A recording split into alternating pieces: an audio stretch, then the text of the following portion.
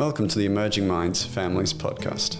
Hi, I'm Nadia Rossi, and you're listening to an Emerging Minds Families podcast. We would like to pay respect to the traditional custodians of the land on which this podcast is recorded, the Kaurna people of the Adelaide Plains. We also pay respect to all Aboriginal and Torres Strait Islander peoples, their ancestors and elders past, present and emerging from the different First Nations across Australia. This episode contains adult themes around sex and consent. If you have young children with you at the moment, you may like to pause and listen to this in your own time. In today's episode, we are welcoming back Kirsty, Schools Coordinator at Shine SA. Welcome back, Kirsty. It is great to be speaking with you today on the really important issue of consent. Thanks, Nadia. Great to be here. Kirsty, when we talk about sexual consent, what do we mean? I guess, very simply, sexual consent is an agreement between people who want to engage in a sexual activity and they agree to do that sexual activity together. There are lots of definitions of sexual consent, but at its core, it is just an agreement between people to do a particular sexual activity because they both really want to. Kirsty, can you tell us a bit more about consent and what it means? Yeah, absolutely. So I guess we've gone over a simple definition, but it has many parts, and consent, as you can imagine, is a very nuanced process. So we talk about this agreement, but there are many parts to this agreement. So when we talk with young people about consent to sexual activity, we talk about it needing to be a free, voluntary and informed agreement.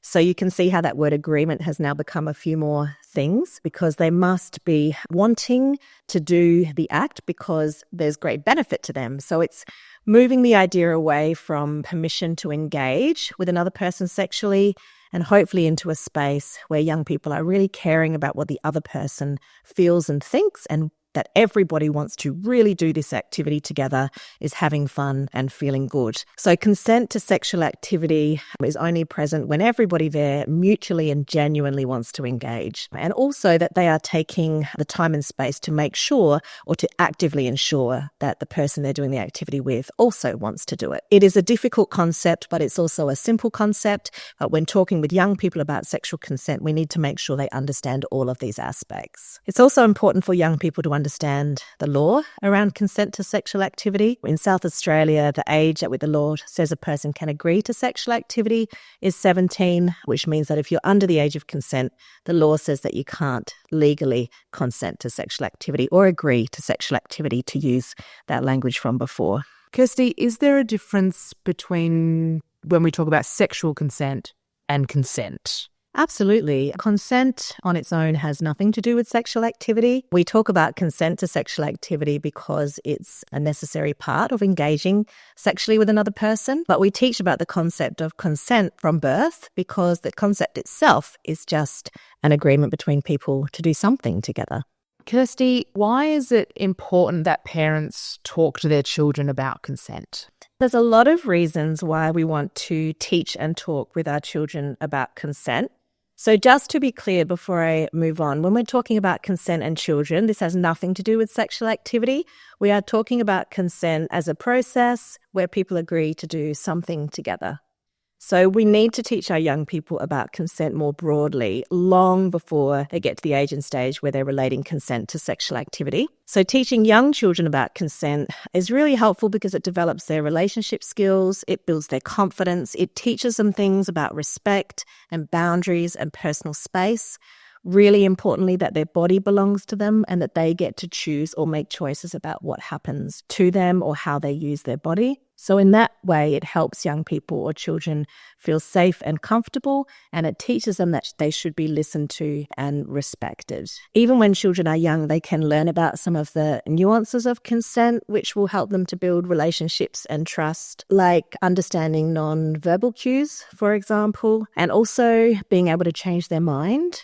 And you can imagine as we talk through this, Nadia, how these play out later when we get to sexual activity. So we can teach young children about consent as an ongoing conversation where we speak respectfully with others. This helps them to grow and form friendships where hopefully people feel safe and valued. So it's a really great time to lay the groundwork for healthy relationships throughout their lives and support what will become their future learning when we get to consent to sexual activity. Kirsty, if you could share, what age should you start talking to your child about consent? When does a parent start that conversation? For sure. This is a conversation that can begin from birth, and it will be framed in a way that grows with the child and follows them through their own development. Even infants are becoming aware of their bodies. So it's a great time right from the beginning to start basic conversations around topics like consent or body safety and boundaries.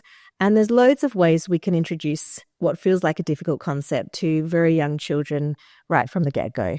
Kirsty, could you talk to us a bit about how you would talk to a child at different ages and stages in their life about consent? Sure. I think in order to select the best language, we have to consider also the function of the consent education or the talking about consent. And when we have very young children, we're hoping to do two things. One is that we are wanting to offer a protective factor, and the other is that we're wanting to start to teach them about healthy relationships, what they are, and so that they can have them throughout life.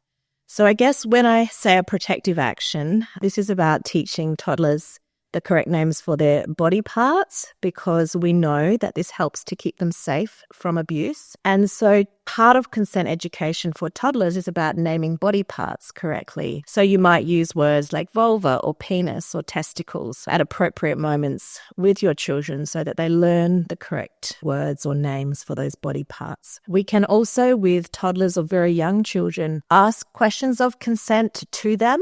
So for example, can I pick you up? And then you respect that the answer that they give. I feel myself as a parent being uncomfortable saying that, because how often is your toddler in trouble and you need to hook them up off the ground and get them out of danger? So of course this only applies when it is safe enough to do so. But if you did need to whip your toddler off the ground for their own safety and they're kicking and screaming, that doesn't sit outside of a consent conversation, because later you might talk to that child about how you were unsafe and so mommy had to sweep you off the ground so that you got out of the way fast enough. So necessary but unwanted touch is also part of the consent conversation. But can I pick you up is a question of consent, and you could ask a toddler questions like that to help them learn that they can choose yes or they can choose no, and that the grown-up in their life will respect their conversation. So I guess in toddlerhood, it's very much about learning language and also listening to the parent or carer asking those questions of consent. I'm thinking of my child at the moment and hearing a lot of I'm the boss of my own body. And sometimes even in those moments where I've had to like whisk her away, she's yelled out, I'm the boss of my own body. And then having to explain to her, because I've had these conversations with them about you are the boss of your own body and you have agency here with your body, but then having to follow up those examples of when you've had to pick them up for a certain reason and actually go and explain to them, yes, but I'm your parent and sometimes I need to look after you, and in that instance, looking after you and keeping you safe meant picking you up and moving you, even though your body didn't want to go. But then that thing of going, I get stuck of like when I have to grab them or I have to do their hair or I have to put a jumper on them when they don't want to, and how you have those conversations when they've said to you, but you told me that I'm the boss of my own body and I don't want to wear a jumper. And now you're putting it on me. And I'm like, but you're cold. I guess two things around that. That's not going to be the only time in their life that people, children, young people and adults have to be touched by others when they don't want to be. And a really great example of that for children is vaccinations. I haven't yet met a child who is looking forward to a vaccination. And so that as well is part of the consent conversation, that sometimes people have to touch us so that the outcomes are positive. Maybe not in this moment, but it will help to keep you safe and well in the long term. So there are examples for all of us where that is the case.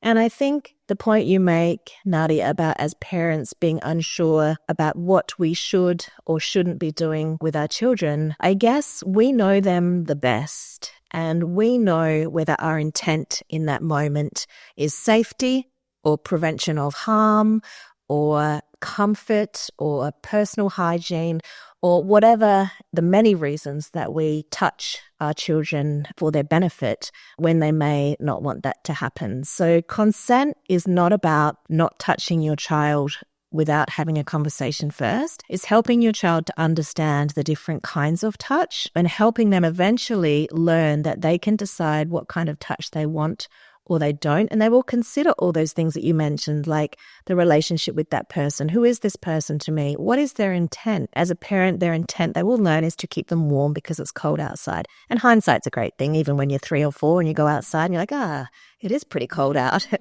So they will learn those indicators, and that will teach them about consent and help them in the future to be able to decide whether they will agree or not agree to a particular kind of touch, or as they get older, a particular sexual activity. I wondered if we could talk about primary school and then going into secondary school, how parents may talk to their children about consent at those ages and stages. Sure. We've mentioned earlier on the concept of respect. And I think in primary school, a lot of consent education is making sure that our young people have the skills to be able to make and keep friends and to engage respectfully with others, because that is a necessary skill required to have conversations around consent. So a lot of the education, I guess, sits in that space.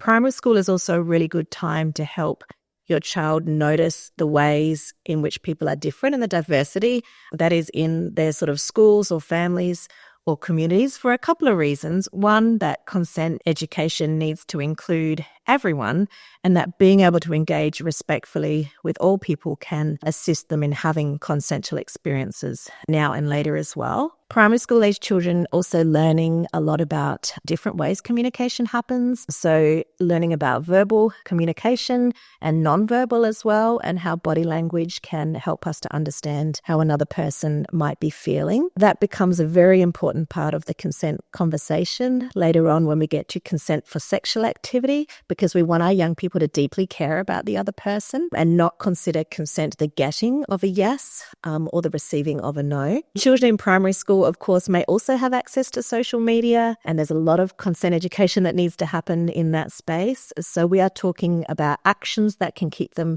safe online and how they can engage respectfully using technology-assisted platforms as well, and that being online also requires consensual experiences or consensual conversations, and that it is not different to face-to-face experiences, but perhaps it comes with more layers of risk. We want our primary age children to start to think critically about these things, particularly in the online space because of all those extra layers that we mentioned, but to think critically about who they're engaging to, who they're talking to, how they're behaving, whether their words are respectful, whether they're able to start to understand verbal and nonverbal body cues, and how they can learn to care about themselves and also others when they're working through conversations. So when young people move into middle school or secondary school, conversations around consent evolve and become more complex. Young people at this age are starting to build stronger identities. They can learn how to establish and hold firm boundaries for themselves. The language can start to include communicating when they don't like another person's behavior and they'd like them to stop. Of course, we're in the puberty space again, which makes things much more complex because now we are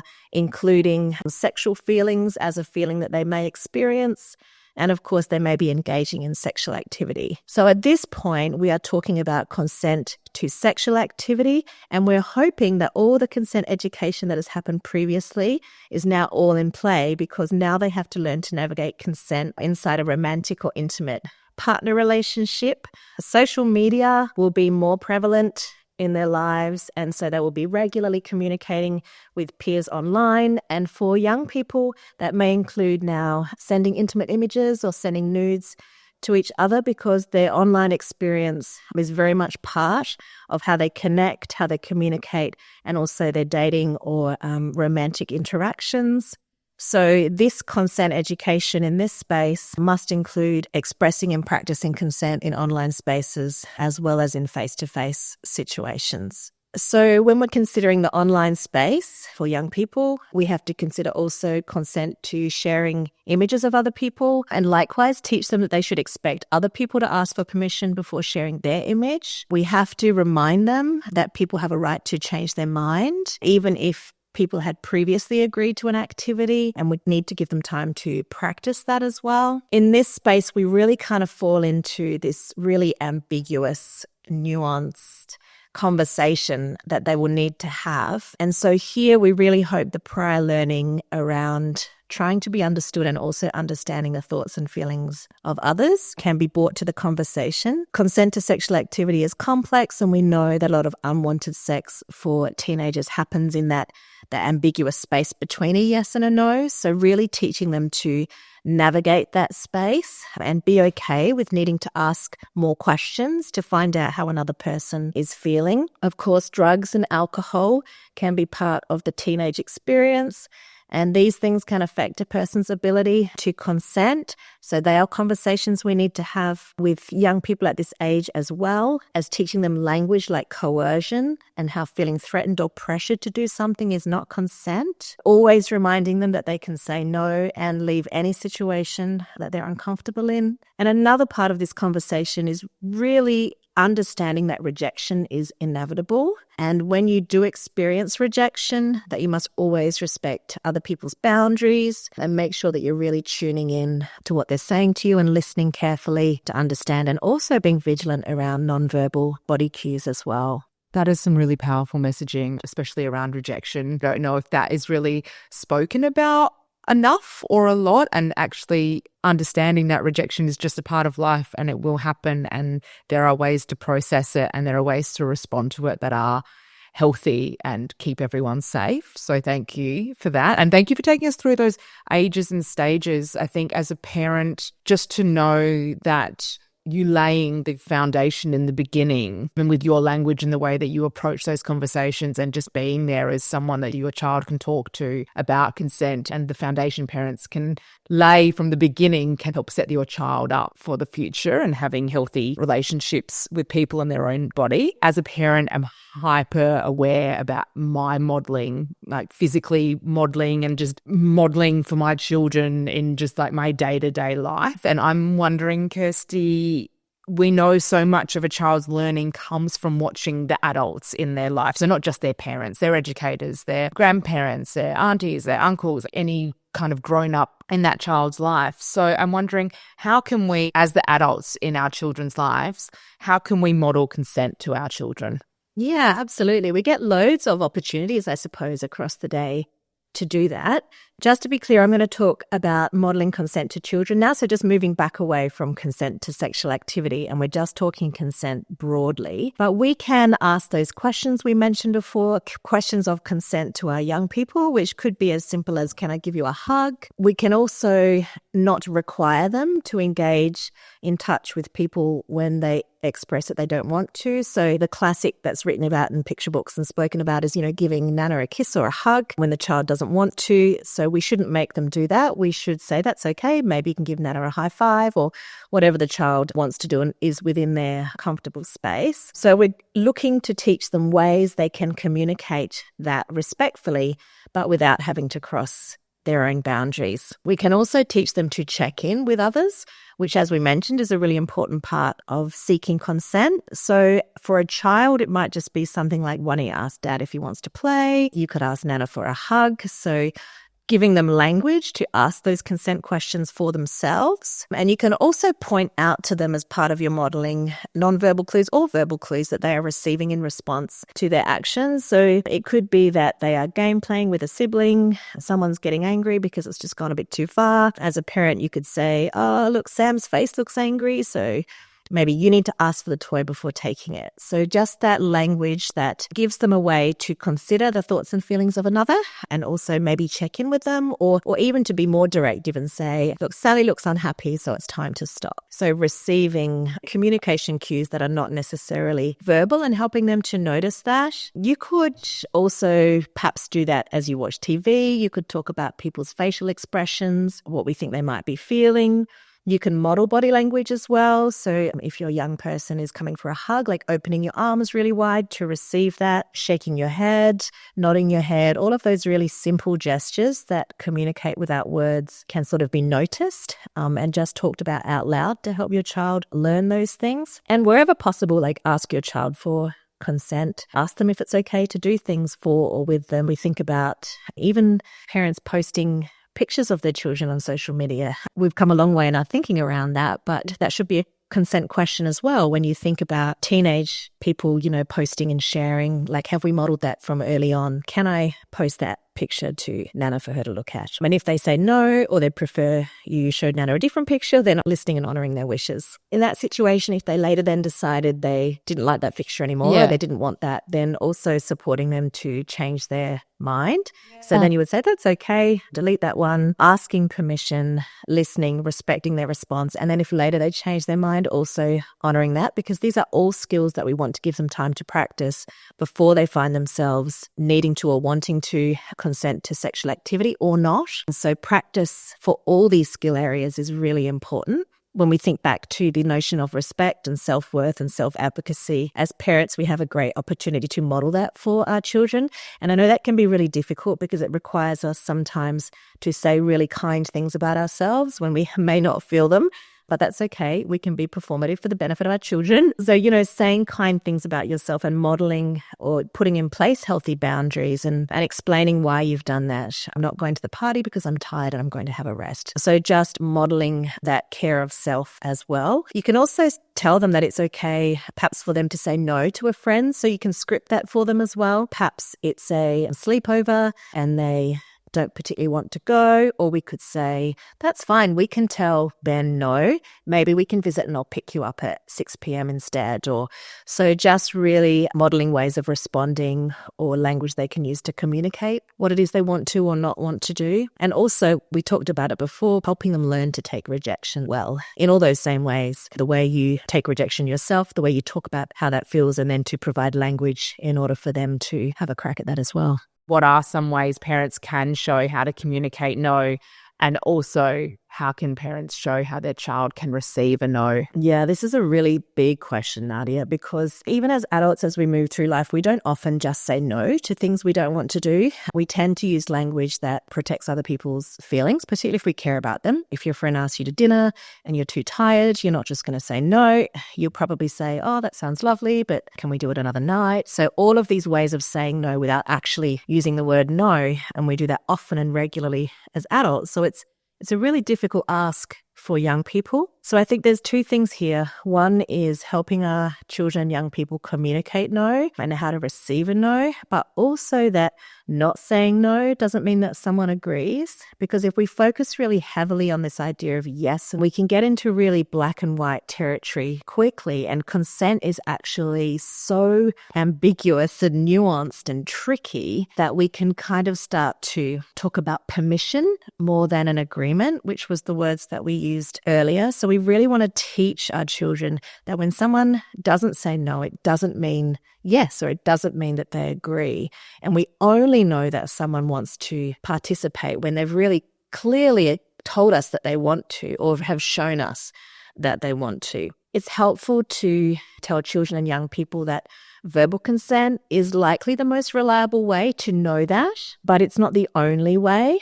But teaching young people to ask questions and then pay attention to the answer is a really good way to know whether consent is being given. And when we talk about things being tricky and ambiguous and nuanced, asking more questions is how we will find out how the other person is thinking and feeling and whether they want to do whatever the activity is. So understanding that not saying no doesn't mean someone agrees, and then learning to ask questions and use verbal communication to find out whether someone really wants to is a really important skill that, again, needs time to practice. Also explicitly teaching about signs of hesitation, what these might look like, how people might communicate no when they're not saying the words. So what uncertainty might look like, what hesitation might look like, if someone is not moving, what that's communicating. So really helping young people understand that there are many ways to indicate that there is no consent that don't, in fact, use the word no. So when we start to again consider consent to sexual activity, there are some sort of additional things we need to teach in terms of giving or receiving a no. And one of those is around physical arousal.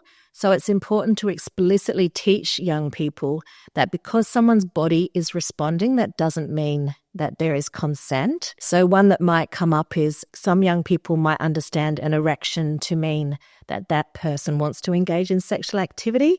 And so the language we use is something like, that's just a thing bodies do. So it's not an indication of consent. Bodies just do these things. It doesn't mean someone wants to do an activity or is even having a good time. It's just something bodies do. So when we talk about consent to sexual activity, it's really important that we bring pleasure into the conversation. And this can be a little bit tricky, but we need our young people to understand that most people engage in sex or sexual activity because it's pleasurable and because it's enjoyable and because they get a lot out of it. And if we don't talk about pleasure with our young people, we might land inadvertently back in that space that we talked about earlier about permission getting or giving. We don't want to objectify the act and kind of diminish the consent conversations that happen in that tricky space. So we want our young people to care deeply about the feelings of all of their intimate partners. And that includes making sure they're having a good time, that it's pleasurable and fun for them. And that's the reason why they are choosing to engage in sexual activity with each other. Well, thank you, Kirsty. That is so much to think about. You mentioned checking in,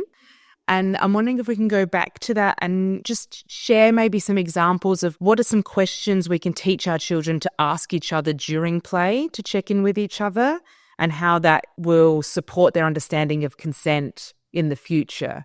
I think there's maybe kind of two kinds of questions, and we've touched on each of them already. But the first one are those asking questions about whether somebody wants to do a thing. So questions for children during play might be something like, is it okay to share your toy? Would you like a hug? Out and about, they might ask, can I pat your dog? Can I brush your hair to get the knots out? Can I borrow your pen? Would you like to come to my house? So all of these are questions that are asking about whether a person wants to get involved or not. But I guess we also need to provide language around the check-in, like you mentioned. So questions for checking in might be something like, do you want to keep painting with me or do you want to do something else now? Are you having fun? Do you like doing this? Should we keep playing Switch or get up and have something to eat? So just really teaching young people language for checking in and finding out whether, even though that person wanted to do that thing before, whether they still want to do that thing or whether they're still having a good time or if it's time to try something else.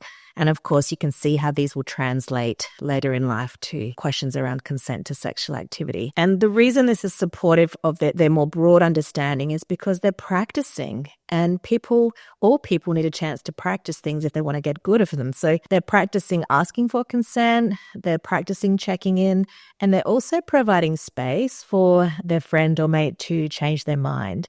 And these are three really important aspects of consent conversations. Kirsty, when you're engaging with young people in your practice and your education and talking about sexual consent, and we talked about that grey area that consent can fall into, when a young person asks you, how do I know? Give them, what is your advice to a young person when they don't know?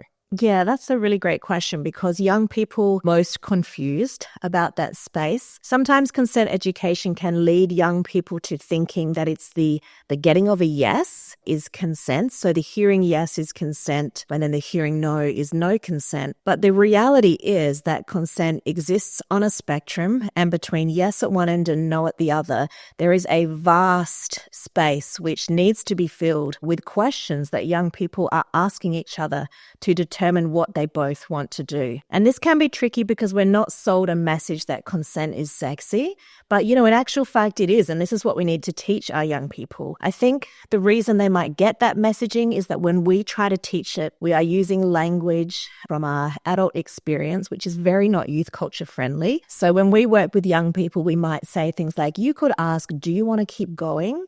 Which they don't want to hear from us as older people who use language in ways that are different to them. So what we can do is frame the conversation in a contextually different space to help them then move it across to sexual activity. So for example, we might say you're at a party with a mate and you've kind of had enough and you want to find out if your mate wants to stay or go, what might you say? And they might just say, do you want to get out of here? And then I say, and what might your mate say? And then how would you know what they want to do? And then sort of translate that experience into the space of sexual activity, because it's really important that they use their own language to communicate in that space so they feel okay enough to ask the questions. So sometimes I think the messaging is lost because we're using language that we might consider okay, which to them is just not getting the job done. So I guess it's really important to ask them, how could you say that? Because in that middle space that you mentioned, on that big old spectrum between yes and no, we need to find out exactly what people are thinking and feeling, because we cannot engage in sexual activity unless everybody there really wants to do it and everybody is getting something from it. What are they getting from it? Likely pleasure and fun, which is why we need to talk about those things, but helping young people learn to ask questions and to listen to answers, but also helping them think of ways to ask questions that use language that they would likely use when they find themselves in that space, rather than us just sort of telling them, you could use these sentence starters, these words, tell them this, and it's like we're speaking a different language. So really being able to think about a context that they can communicate how they would express their thoughts and feelings, and then giving them the opportunity to practice moving that into a space where they might be having a conversation about engaging in sexual activity. So important to come to young people with the same language, or to be inquisitive about their language and their world, finding out what language they use, find out what scenarios they're in, because an adult can make up a scenario and a young person's like, I would never do that, or I would never say that. Okay, well then how would you say that? And also asking those questions, which you said just now, like, how do you know that? Like, how do you know they want to do that thing? So we don't need the language. We can just ask questions of them ourselves to help them unpack the information that they've received and whether they understand enough of what the other person wants to do or not do to be able to make a decision they feel really comfortable making. Kirsty, how does it support a child's well-being to know about consent? I guess in loads of ways, many that relate to children and young people's ability to make decisions for themselves and to be able to make informed decisions based on information or circumstances that are current. Of course, we've talked briefly about reducing a young person's vulnerability to abuse, but of course, that's a very big part of well-being, is being able to have positive interactions and positive touch interactions with other people. We know that consent learning or consent education encourages those really great and healthy relationship qualities of respect and empathy and acceptance. And of course, if people have those skills, we're all going to exist in communities where people feel safer and also valued. Learning about consent helps to build children and young people's self-esteem, because they learn about their right to choose and they hopefully feel empowered to speak up when things are not going well. It also, as they grow, helps them navigate that technology space that we talked about,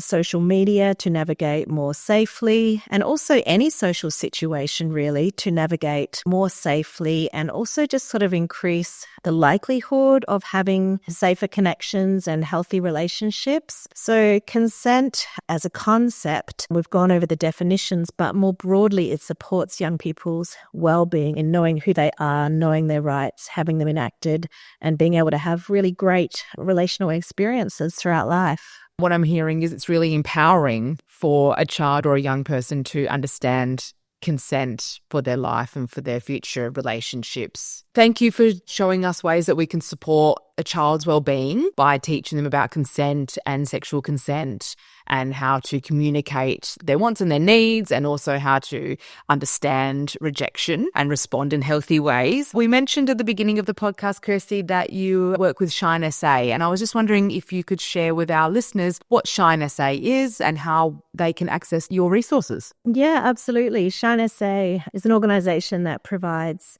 sexual and reproductive health services and programs to South Australians. We are based at Woodville and also in the city at Hyde Street, and we have clinical services at both those locations, counselling services as well, and including our general practice service. I work for the Shine SA schools team, so our job is to write curriculum for young people in schools around sexual health and relationships from years 3 through to year 10. And we also train teachers to deliver that education well to their young people. We have a fantastic library on site at Woodville, which is free free to join. Our library has loads of resources to help parents teach consent to their children and young people, and it's free to join. So parents can go online and join up and visit our library. It's a lovely space to spend some time. And also, you could find out as a parent if your child's school or young person's school is delivering the Shine Essay program, so curriculum, because that would be a great way to engage yourself in the learning of your young people that's happening outside of the home, and also advocate for that to happen if that's not in place. Kirsty, thank you so much for talking to us today about the important and really huge topic of consent and sexual consent. Thank you for talking to us about even the definitions behind the both of them, and also showing parents ways that they can lay the foundation for their child to support their wellbeing in the future when it comes to consent and making those decisions.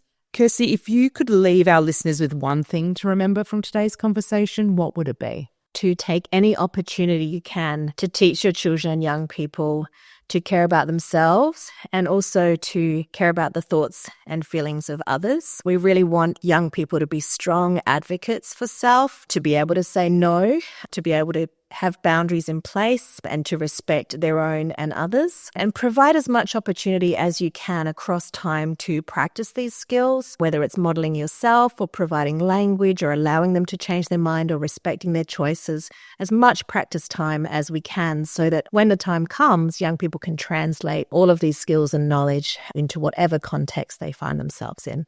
Thank you, Kirsty. I think that's a wonderful message to leave on. So thank you for joining me so much today. You're welcome. Thanks for having me. Thank you. Visit our website at www.emergingminds.com.au/families for a wide range of free information and resources to help support child and family mental health. Emerging Minds leads the National Workforce Centre for Child Mental Health. The National Workforce Centre for Child Mental Health is funded by the Australian Government Department of Health and Aged Care under the National Support for Child and Youth Mental Health program.